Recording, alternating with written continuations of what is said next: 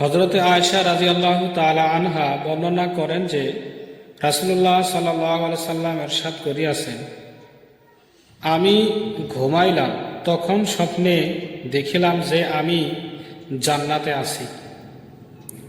আমি সেখানে কোনো কোরআন পাঠকারীর আওয়াজ শুনিলাম।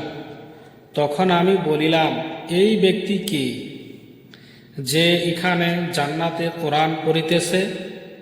ফেরেশতাগণ বলিলেন, ইনি হারেসা ইবনে নোমান।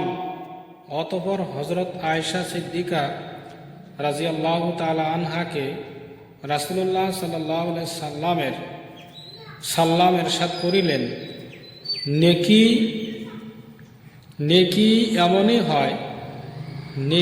এমনই হয়, অর্থাৎ নেকির ফল এমনই হয়।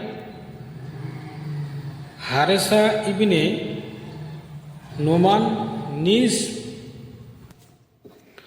মাতার সহিত অত্যন্ত ভালো ব্যবহার করিতেন। মুসনাদে আহমদ।